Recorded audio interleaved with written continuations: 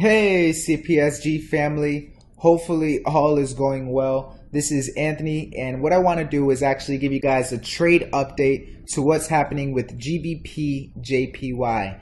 Now, as you guys can see, it's Friday, and the market's actually going to close in a few hours. So, one of the things you want to realize as a trader is, do I want to keep my trades open over the weekend, or do I want to close out and obviously wait for the markets to reopen for me to re-engage in the charts? Now, for starters, one of the key things you're going to notice is this trade setup was actually sent out earlier based off of market execution buy at 146.6.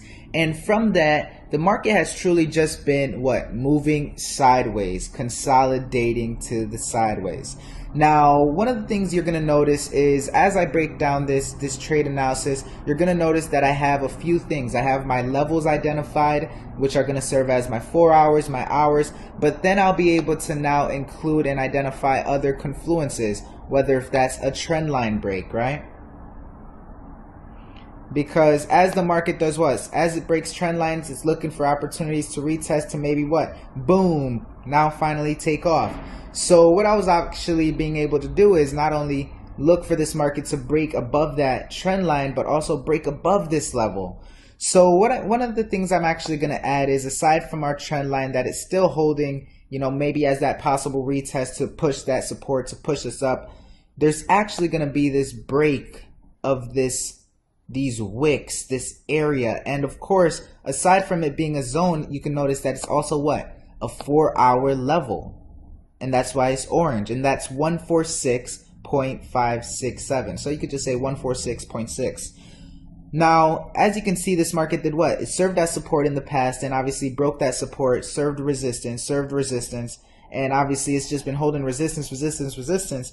But I'm definitely looking for it to break that resistance, right? And unfortunately, this is an opportunity that it didn't break as hard as I wanted it to. And, by being able to manage your trade more effectively, you just got to let the market do its thing, have its natural flow. So one of the things I was able to do is, hey, I analyzed and I identified, where am I going to place my stop loss?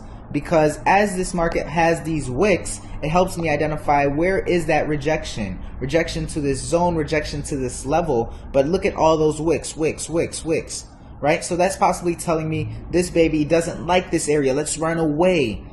Even though this GJ definitely had a great impulse to the downside, it definitely has reached areas to stop at.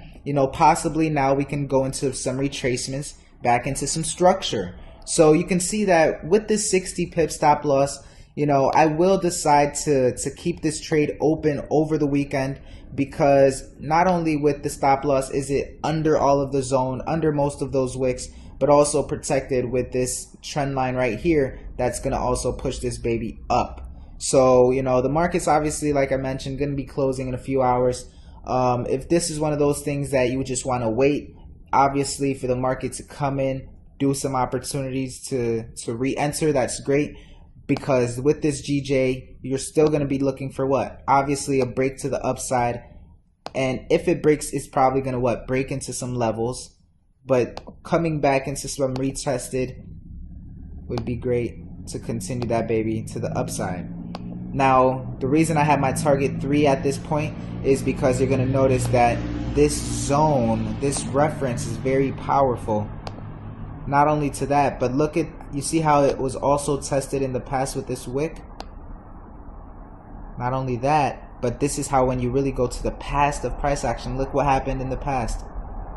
It was truly all just a support that was broken, that became a resistance. So what could possibly be around here? That resistance, but we're taking that sucker to the upside. So, it's currently, just a few pips in the drawdown, less than 10 pips. But it's one of those things that we just want to let the market do its thing, and obviously stay conservative, stay manageable, because next week we're definitely going to have so many more opportunities come around in the charts. So hopefully you guys looked this update, got an insight, and obviously a better understanding of how we're going to play this baby out. And for those who didn't get in on the opportunity, you still obviously can still use this setup, still use this analysis for next week, seeing how the market reacts to that zone, that whole level, looking for some breaks to the upside. So I'll see you guys on the next one. Have a great weekend. Take care.